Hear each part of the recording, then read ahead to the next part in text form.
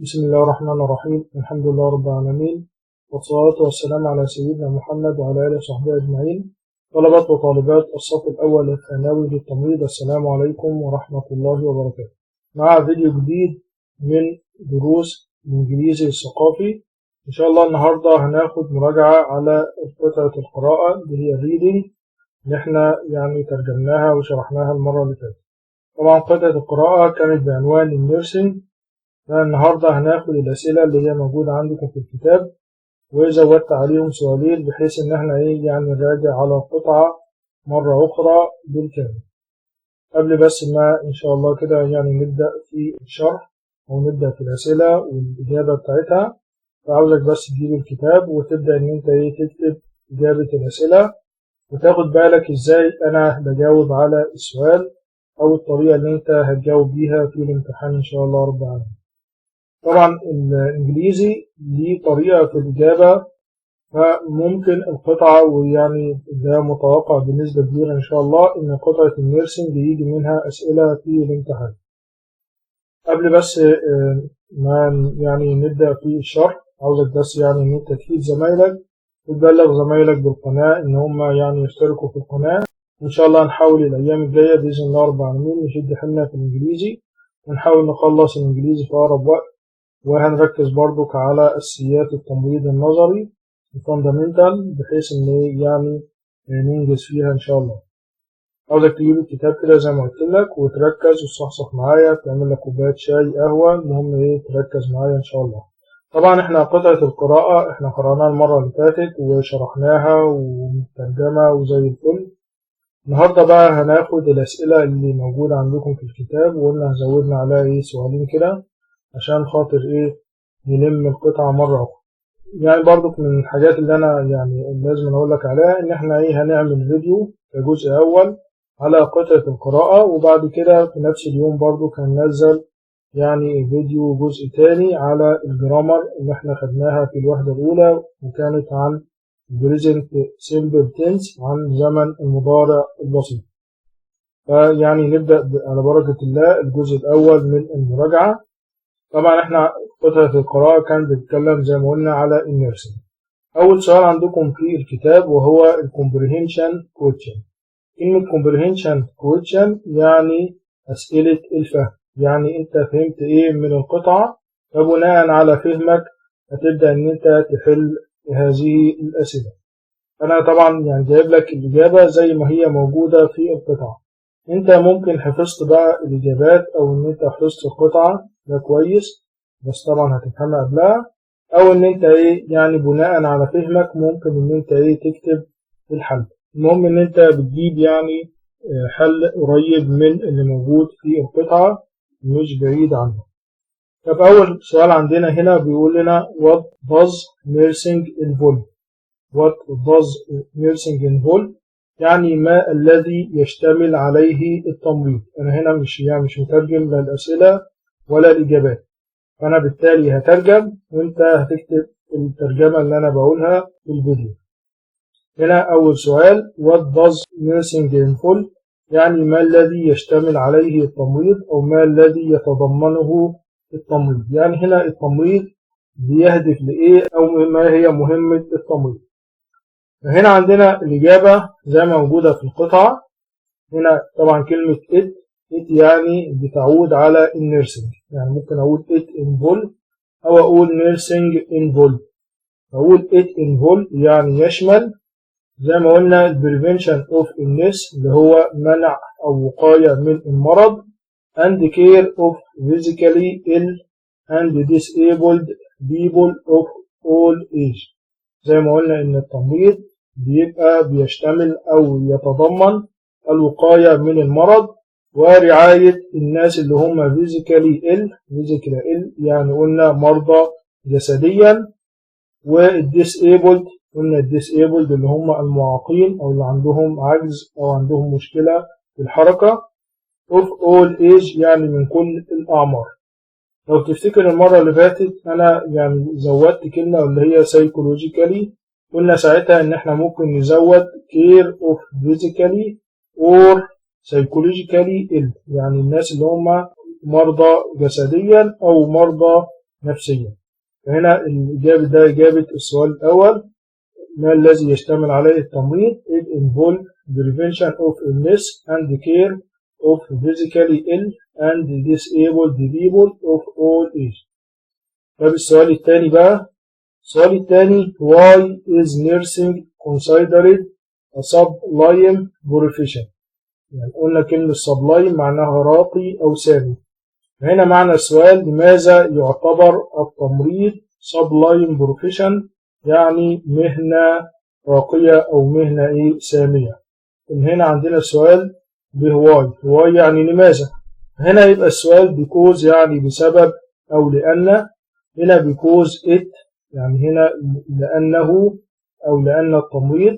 هنا it زي ما قلنا عائدة على التمريض، يعني ممكن أقول because nursing أو because it aims not only at taking care of patient in health institution، لأن التمريض لا يهدف فقط لرعاية المرضى في المؤسسات الصحية.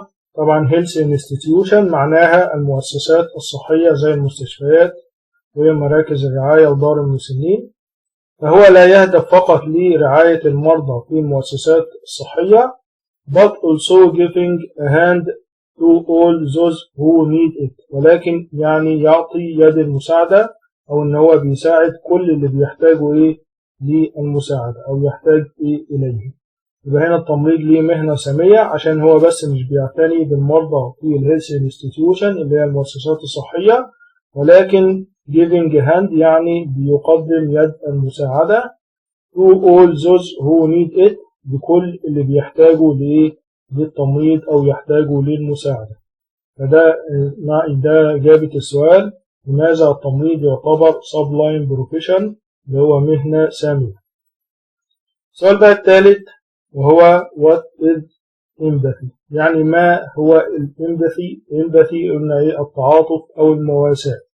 قلنا ساعتها من صفات الجود نيرس، من صفات الممرض الكويس إن هو يبقى عنده empathy، عنده تعاطف وإنه يقدر يتعاطف مع المرضى.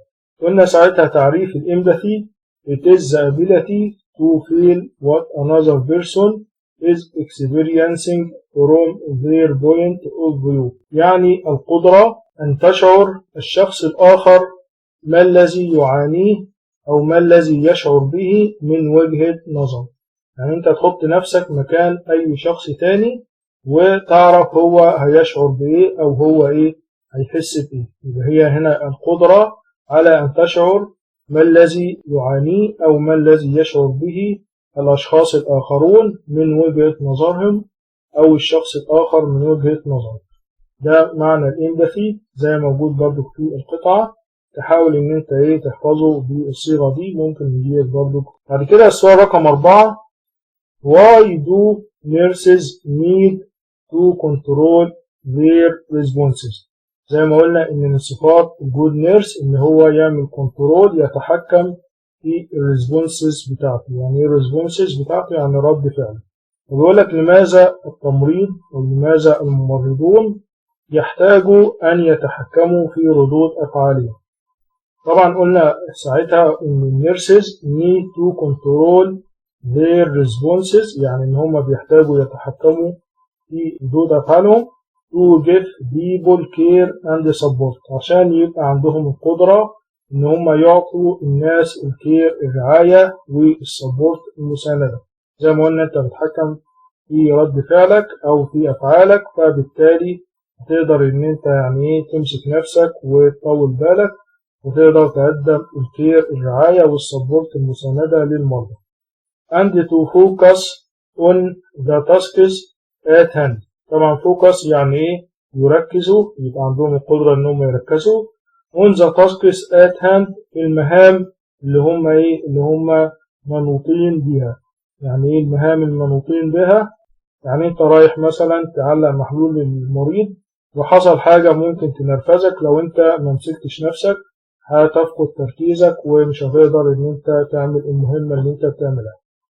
طب ممكن نزود حتة تانية موجودة برضو، وهي to be able to concentrate، يعني ان هم يكونوا قادرين ان هم concentrate يركزوا.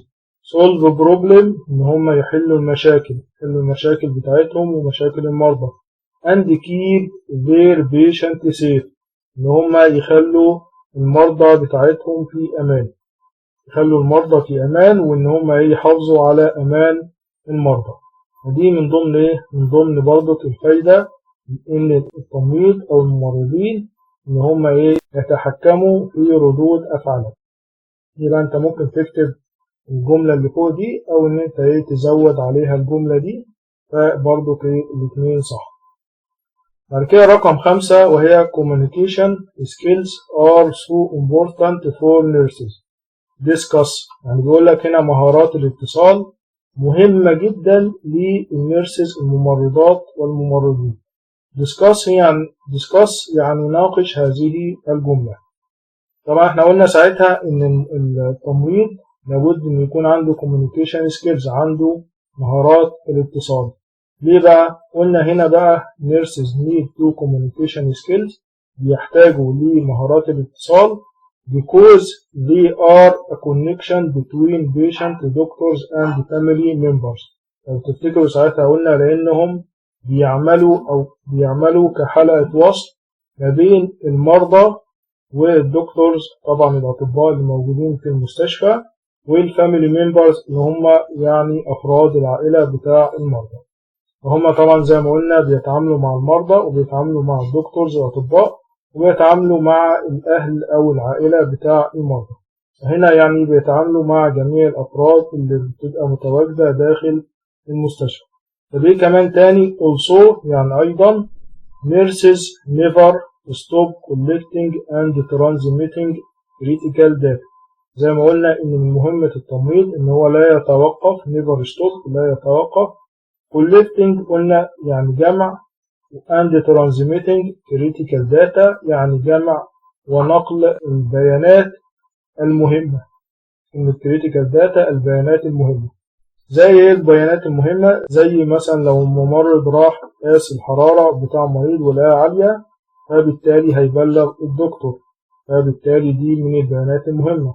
لو مثلا في حاجة محتاجينها من عائلة المريض، في بعض الحاجات انت بتطلبها من عائلة المريض، فهذه الكريتيكال داتا البيانات المهمة او البيانات اللي ليها اهمية ولابد ان انت تبلغها، فانت مسؤول عن كولكتنج عن جمعها وعن نقلها. طبعا لابد يكون عندك بقى كوميونيكيشن سكيلز، عندك مهارات اتصال عشان تقدر تتعامل مع المرضى وتتعامل مع الدكتورز وتتعامل مع الفاميلي ممبرز وهم أفراد عائلة المريض. طب نخش بقى على السؤال اللي بعده رقم 6.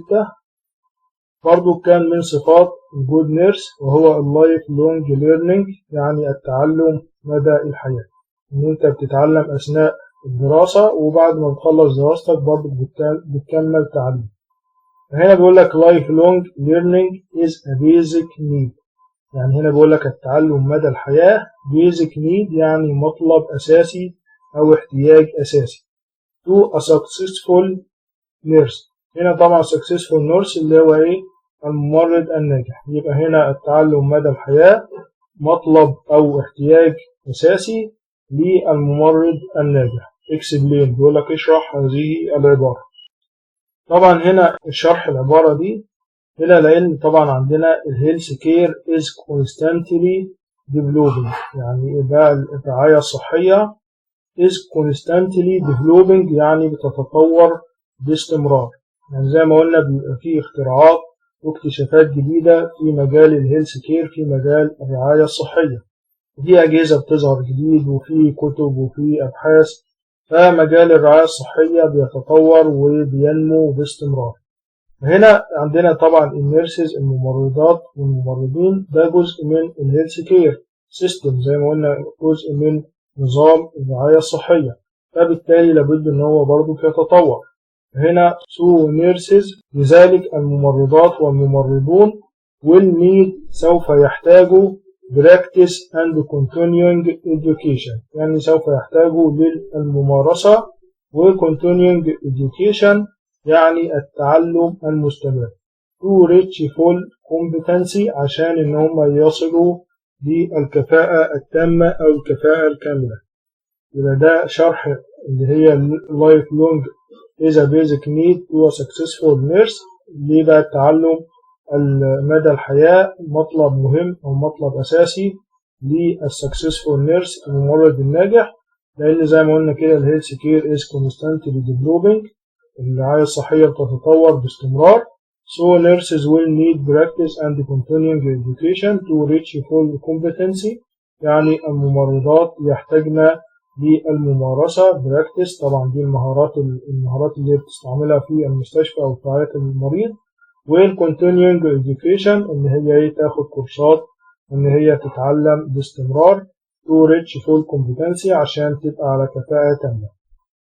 نخش بقى على السؤال اللي بعده رقم 7. Why is patience considered a main quality for a successful nurse؟ نفس القصة برضو.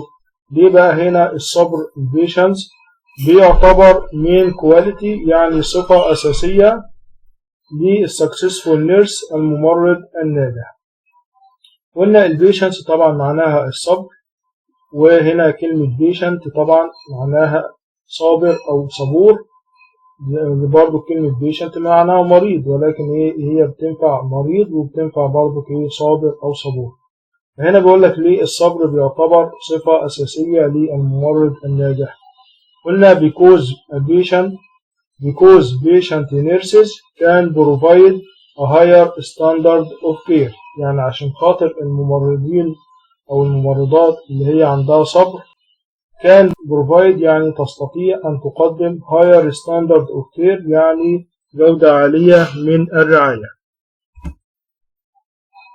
هنا معنى الكلام إن الممرضات أو الممرضين اللي عندهم صبر can provide a higher standard of care يعني يقدروا إن هم يقدموا رعاية عالية الجودة.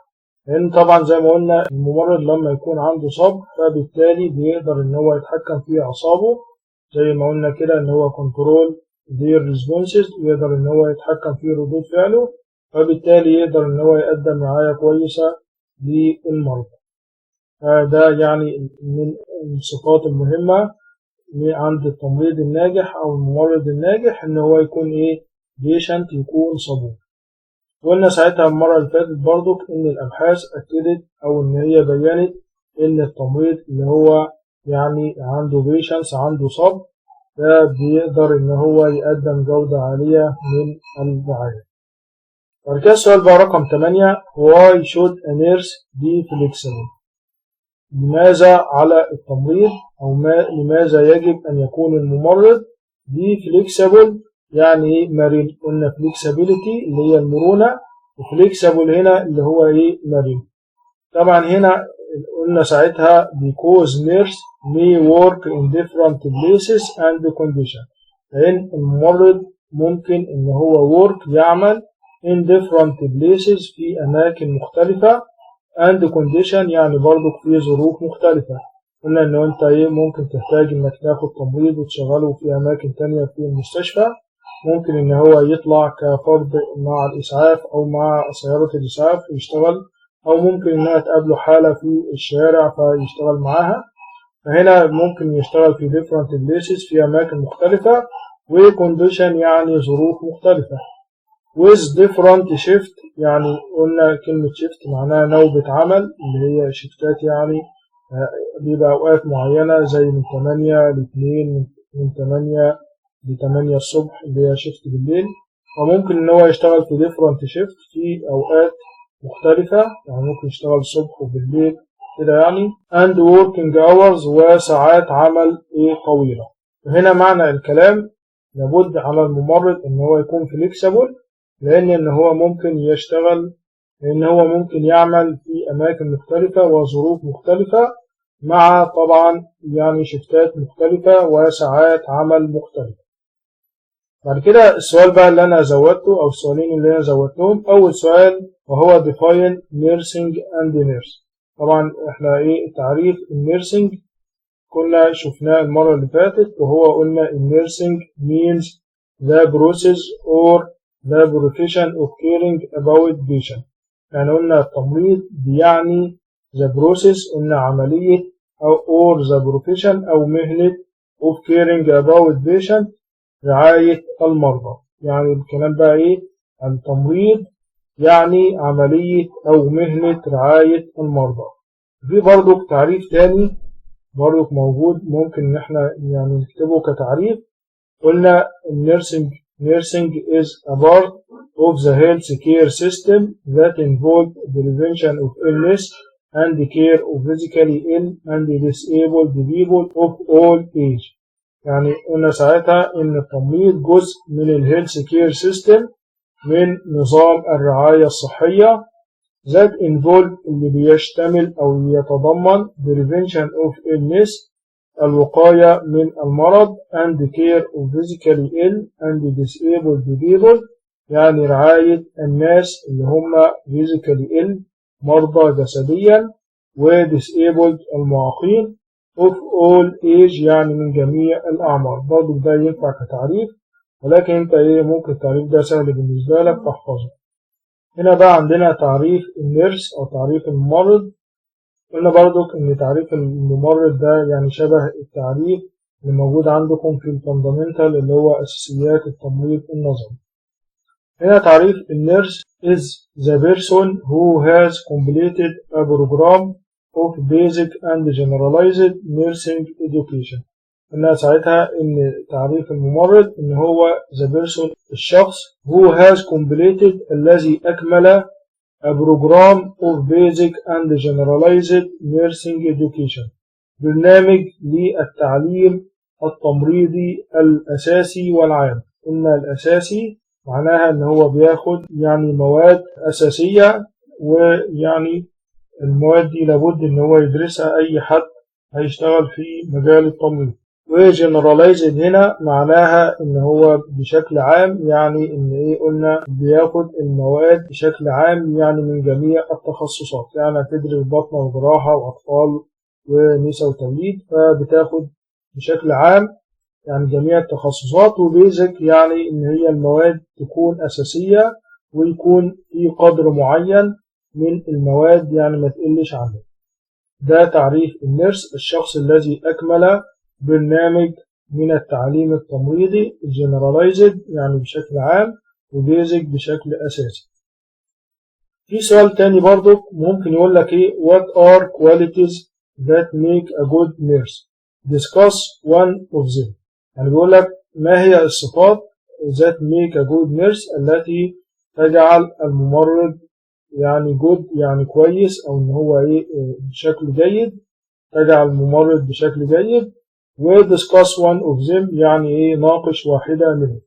طبعا احنا الصفات اللي هي موجودة عندنا اول صفة وهي الامباثي اللي هي التعاطف، وتاني صفة قلنا controlling responses اللي هو التحكم في الاستجابات او ردود الفعل، وثالث صفة الكوميونيكيشن سكيلز اللي هي مهارات الاتصال، ورابع صفة قلنا اللايف لونج ليرنينج التعلم مدى الحياة، وخامس صفة كان الفلكسبيليتي اللي هي المرونة، وسادس صفة وهي البيشنس، وسابع صفة هنا وهي ايه بقى التيم وورك. يبقى رقم 7 هنا التيم وورك. وطبعا يعني التيم وورك احنا ما اتكلمناش عنه في الأسئلة دي، فاحنا ايه جبت لك التيم وورك من الصفات اللي احنا ايه هنناقشها. هنا عندنا التيم وورك بيقول لك nurses cooperate with the medical staff constantly. يعني هنا بيقول لك الممرضات والممرضين بيتعاونوا مع الميديكال ستاف كونستانتلي مع الهيئة الطبية أو مع الفريق الطبي كونستانتلي هنا إيه باستمرار. يبقى هنا الممرضات والممرضون بيتعاونوا مع الفريق الطبي بكونستانتلي باستمرار. successful teamwork in nursing يعني هنا بيقول لك بقى العمل الجماعي الناجح in nursing في التمريض means يعني working efficiently and finding ways together to face and solve problems. هنا بقى العمل الجماعي الناجح في التمريض يعني working efficiently يعني العمل بكفاءة and finding ways يعني من هنا ايه تجد طرق together يعني مع بقى الفريق الطبي to face ان انت تواجه and solve problem تواجه وتحل ايه تحل المشكلات. يبقى ده بقى ايه مناقشة واحدة من الصفات. جبت لك بقى هنا التيم وورك لان ايه ما شرحناهاش في الأسئلة. هنا كده بقى احنا خلصنا المراجعة على القطعة برضك بشكل يعني ايه جبنا القطعة كلها، ولكن هنا بقية الأسئلة بقى choose the correct answer، دي أسئلة بقى اختياري. عندنا هنا رقم 1 في الأسئلة الاختياري the nurse should do her job. هنا بيقول لنا يعني الممرضة يجب أن تفعل أو يجب أن تعمل وظيفتها. هنا بقى جايب لنا في الاختيار sufficiently و efficiency و efficiently و carelessly. طبعا هنا sufficiently يعني ايه بما فيه الكفاية، بس طبعا ما تنفعش مع ايه مع الجوب او مع الوظيفة.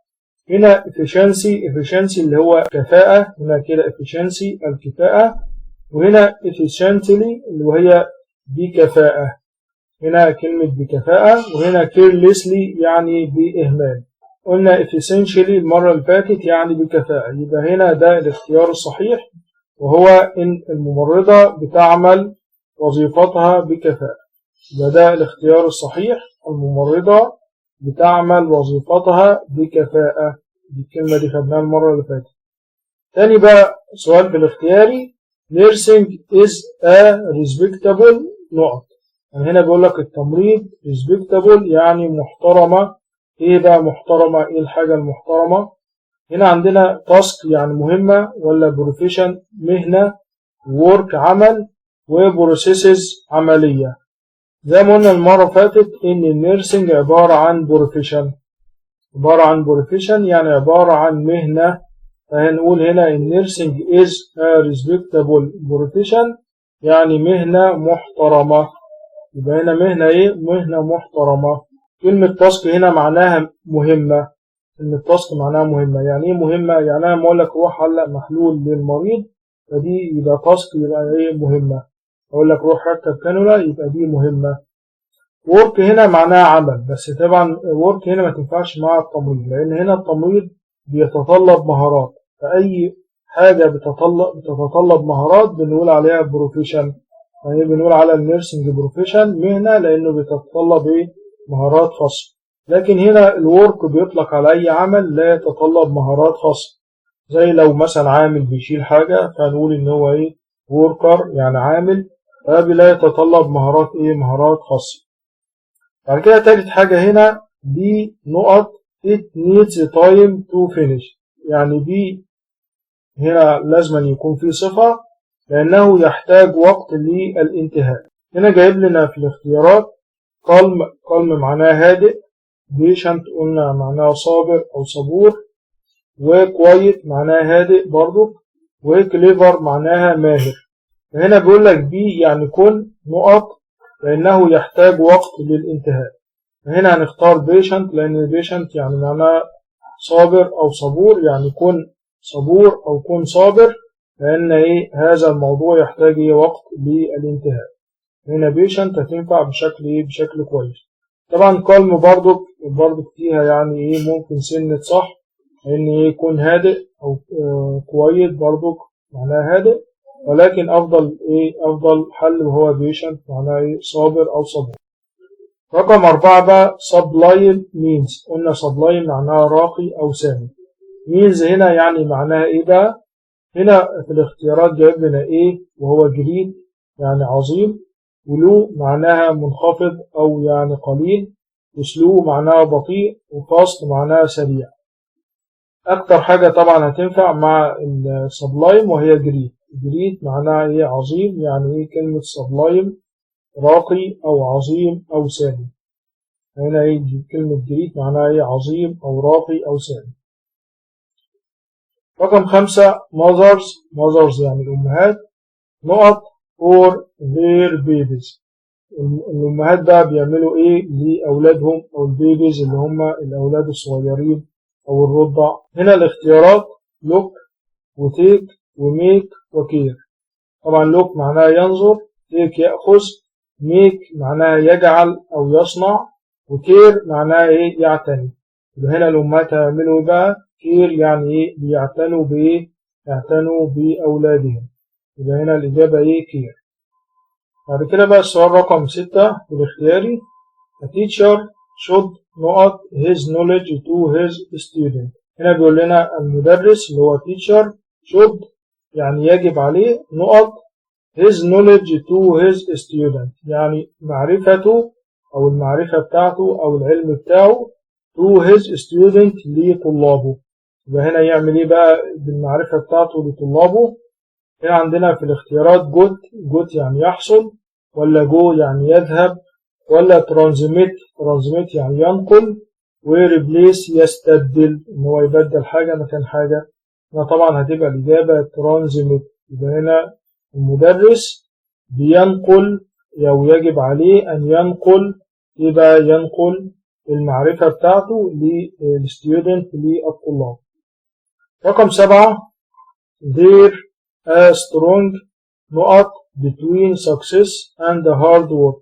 يوجد strong هنا معناها قوي أو قوية، نقط بين النجاح between success بين النجاح والهارد work العمل الجاد أو العمل الشاق. هنا عندنا بقى في الاختيارات reflection معناها انعكاس، وبروتكشن معناها حماية، وبرودكشن معناها إنتاج، وكونكشن معناها اتصال أو يعني إيه رابط. قلنا كونكشن معناها اتصال أو رابط. يبقى هنا بقى تنفع إيه كونكشن، أو الإجابة هنا كونكشن يعني معناها إيه اتصال أو رابط أو علاقة. يبقى هنا there a strong connection يعني يوجد رابط قوي أو توجد علاقة قوية between success بين النجاح والهارد وورك والإيه العمل الشاق أو العمل الجاد. هنا connection الإجابة الصحيحة. آخر حاجة في الاختياري وآخر حاجة معانا بقى في الحلقة they usually attend the matches to نقط their team. يعني هنا بيقول لنا هم عادة attend the matches يعني إيه يحضروا المباريات، to يعني اللي إيه بقى نقط their team عشان يعملوا إيه بقى للفريق بتاعهم. هنا عندنا الاختيارات export يعني معناه يصدر يعني بيصدر حاجة للخارج، وسبورت معناه يساند أو يدعم، وإمبورت معناها إن هو يستورد يعني بتستورد حاجة من الخارج، وكونفرونت معناه يقنع. يبقى هنا بقى الإجابة عندنا سبورت معناها إيه يساند أو يدعم.